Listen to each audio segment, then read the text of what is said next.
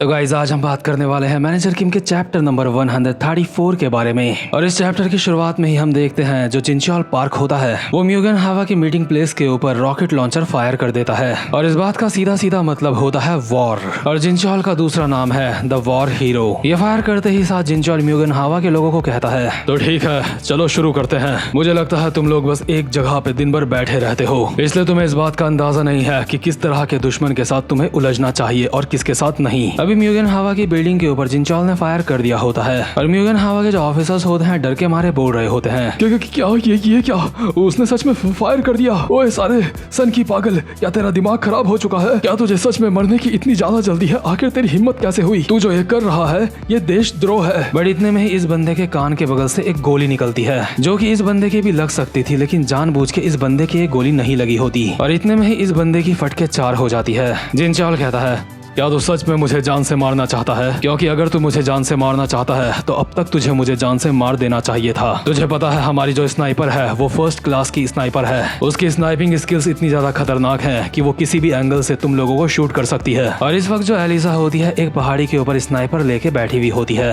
और जो गोली अभी उस बंदे के कान के बगल से निकली थी वो एलिसा ने ही चलाई थी और एलिसा ने जानबूझ के अपनी पहली गोली मिस करी थी। म्यूगन हावा का ऑफिसर अभी जिनचॉल को बोल रहा होता है तू साले हरामजादे पागल कहीं के सिपाहियों, आखिर तुम क्या कर रहे हो? उसको मार डालो। और हम देखते हैं जो सिपाही होते हैं वो जिनचॉल लोगों के ऊपर हमला करने के लिए तैयार होते हैं और आपस में बोल रहे होते हैं मुझे लगता है ये काम काफी ज्यादा मुश्किल होने वाला है। लेकिन इन बंदों को ये नहीं पता होता है कि इनके पीछे एल्बर्ट किम खड़ा है जिसे हथियारों को डिसेंबल और असेंबल करने में महारत हासिल है। एल्बर्ट इनके पीछे खड़ा होता है और इनमें से एक बंदे के कंधे में हाथ रख के कहता है लगता है तुम लोग काफी ज्यादा तेज तरार हो। तुम लोग सार्जेंट रैंक के सोल्जर हो, है ना? तुम्हें पता है आसमान से गिरते हुए पत्ते भी तुम्हारे लिए काफी ज्यादा जानलेवा हो सकते हैं अगर तुम्हारा ध्यान उनके ऊपर ना हो। हैव अ गुड डे, अपना ख्याल रखना। और ये कहते हुए एल्बर्ट इन दोनों के बीच से निकल जाता है और साथ ही साथ में एल्बर्ट ने पलक झपकते ही इन दोनों की गन्स को भी डिसेंबल कर दिया होता है। यानी कि ये दोनों चाह के भी अब जिनचॉल और एल्बर्ट का कुछ भी नहीं कर सकते क्योंकि इनकी गन्स अब किसी भी काम की नहीं रही हैं। और क्योंकि म्यूगन हावा की तरफ से कोई कुछ भी नहीं कर रहा होता इसलिए जो ऑफिसर होता है म्यूगन हावा का वो चिल्ला के बोल रहा होता है आखिर ये सब क्या चल रहा है?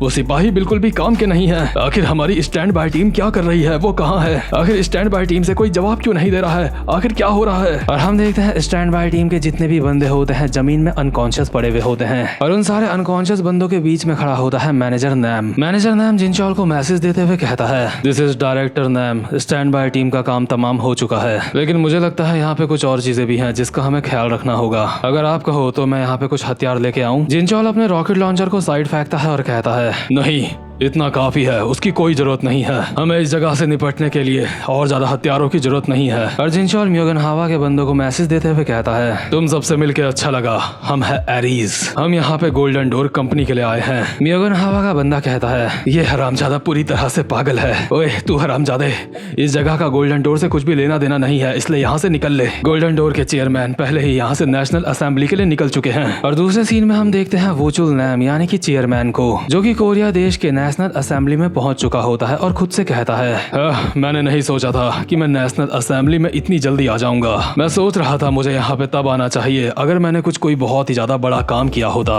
वुचुल नैम के साथ का बंदा कहता है सर आपको रूलिंग पार्टी के लीडर से मिलना होगा सबसे पहले। हमारी तरफ से जो लेफ्टिनेंट कर्नल ने अपने बंदे भेजे हैं वो निकल चुके हैं एरिस को पकड़ने के लिए और उन सब लोगों के ऊपर ये इल्जाम लगाया जाएगा कि वो देश से गद्दारी कर रहे हैं। और मुझे लगता है जो रूलिंग पार्टी करना चाहती है हमें उस चीज में उनका भी सपोर्ट करना चाहिए ताकि वो हमारी मदद करें। साथ ही साथ में जो हम आम लोगों पे हथियार लीगलाइज करने की बात कर रहे हैं उसमें भी वो लोग हमारी मदद करेंगे। मतलब जो वुचुल नैम है उसका उठना बैठना अब काफी ज्यादा बड़े लोगों से होने वाला है। वहीं दूसरी तरफ जो म्यूगन हावा के बंदे होते हैं वो जिनचॉल को चिल्ला के बोल रहे होते हैं हरामजादे, इस वक्त चेयरमैन नेशनल असेंबली के बड़े बड़े लोगों से मिलने के लिए गए हैं। तुझ जैसे छोटे मोटे लोग मिस्टर चेयरमैन की पहुंच का अंदाजा भी नहीं लगा सकते। इसलिए अगर तू अपनी भलाई चाहता है तो मेरी बात को समझ जा और यहाँ से निकल ले। बेवकूफ, तुझे इस बात का अंदाजा नहीं है कि तू कितना ज्यादा घमंडी है, लेकिन तुझे अपनी औकात का अंदाजा होना चाहिए। आखिर तू मिस्टर चेयरमैन को कैसे नहीं जानता? मिस्टर चेयरमैन तेरी ऐसी हालत कर सकते हैं जिसके बारे में तूने सोचा भी नहीं होगा। लेकिन जिनचॉल को इस बंदे की बात बिल्कुल भी पसंद नहीं आई होती, इसलिए वो एक स्माइल के साथ कहता है क्या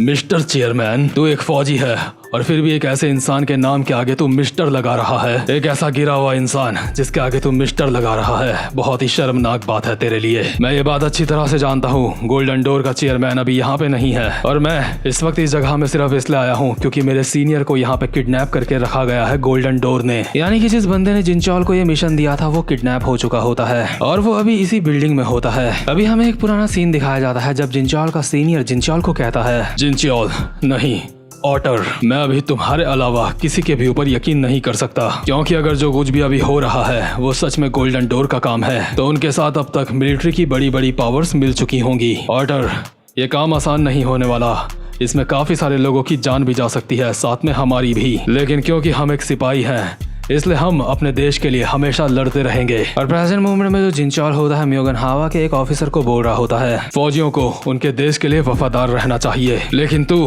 अपने देश का वफादार नहीं है, तू किसी एक इंसान का वफादार है। तू नमूने, अभी मैं जिस किसी से भी बात कर रहा हूँ एक बात समझ ले, तू एक फौजी नहीं है। एलिसा, शूट करना स्टार्ट करो। और ये बात सुनते ही जो एलिसा होती है गोलियों की बारिश कर देती है म्योगन हावा के बंदों के ऊपर। और जिनचॉल आगे बढ़ते हुए एलिसा को बोल रहा होता है, एलिसा तुम जितने ज्यादा लोगों को मार सकती हो उतने ज्यादा लोगों को मारो और बाकी हमारे ऊपर छोड़ दो, बाकी बंदों को मैं देख लूंगा। अभी एल्बर्ट भी जिनचॉल के साथ होता है और वो जिनचॉल को कहता है, बॉस इस वक्त सैंटियागो ऑक्सन जियोंग का इलाज कर रहा है और टेयांग इस वक्त सपोर्टिंग का काम कर रहा है। मैंने सुना है मिस ऑक्सन जियोंग को बहुत ही मुश्किल से बचाया गया है। जिनचॉल कहता है, ये सुन के मुझे काफी ज्यादा अच्छा लगा। एल्बर्ट कहता है, लेकिन बॉस वो चेयरमैन वाले केस का हमें क्या करना है। जिनचॉल कहता है, मैं मैनेजर किम को पहले ही वहाँ पे भेज चुका हूँ। किम वहाँ पे जाके सारी चीजों को खुद ही फिगर आउट करना चाहता है कि आखिर वहाँ पे चल क्या रहा है। इस बारे में मैं और ज्यादा और कुछ नहीं कर सकता, अब आगे का सब कुछ मैनेजर किम संभालेंगे। अलेक्जेंडर कहता है, क्या मैनेजर किम को वहाँ पे अकेला भेजना बिल्कुल ठीक रहेगा हमारे लिए? बॉस मुझे लगता है हमें भी नेशनल असेंबली में जाना होगा। जिनचॉल कहता है,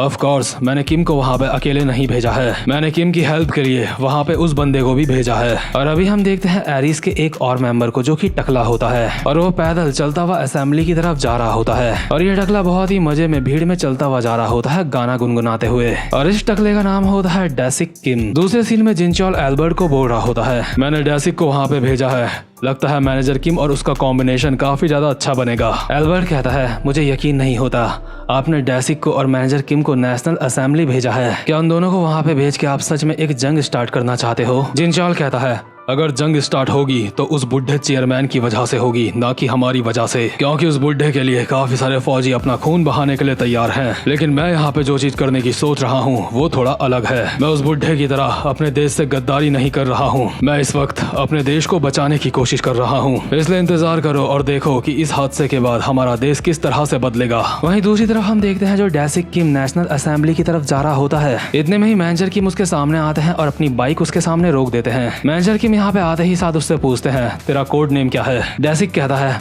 मेरा कोड नेम वो है ग्लूटोनी, आपसे मिलके काफी ज्यादा अच्छा लगा सर, सच में मैं आपकी काफी ज्यादा रिस्पेक्ट करता हूँ, मैंने आपके बारे में काफी कुछ सुना है। और वहीं जिनचॉल एल्बर्ट को बोल रहा होता है, हमारा देश हमेशा से ही एक ऐसा देश रहा है जिसकी रक्षा उनके लोगों ने करी है। ये कोई ऐसा देश नहीं है जिसको बड़े ऑफिसर्स ने कभी बचाया हो, आम लोग और फौजी ही हमेशा इस देश के काम आते हैं। इस देश को बचाने में लोगों ने अपना खून पसीना बहाया है। तो ठीक है, चलो सबको दिखा देते हैं कि असली देशभक्ति क्या होती है। और अभी सारे के सारे लोग तैयार हो जाते हैं अपने प्लान को अंजाम देने के लिए, जैसे कि वूचुल नैम और मैनेजर किम। इसके बाद हम 5 मिनट पहले का सीन देखते हैं जहाँ पर डेसिक मैनेजर किम को एक सूटकेस देता है और मैनेजर किम कहते हैं, क्या आखिर ये क्या है? डेसिक कहता है, आप इसको ले लीजिए, ये एक स्पेशली डिजाइन करा गया कॉम्बैट सूट है, क्योंकि इस मिशन में काफी ज्यादा खतरा है, इसलिए इस सूट को खास तौर पे ऑर्डर करा गया है। मैनेजर किम सूटकेस अपने हाथ में लेते हैं और कहते हैं, हाँ वो तो ठीक है, लेकिन क्या मैं इसको यहाँ सड़क के बीच में बदलूं? इसको पहनना इतना ज्यादा अर्जेंट नहीं है अभी, चलो यहाँ से चलते हैं। लेकिन डेसिक एक अलग तरीके का बंदा होता है, इसलिए डेसिक कहता है,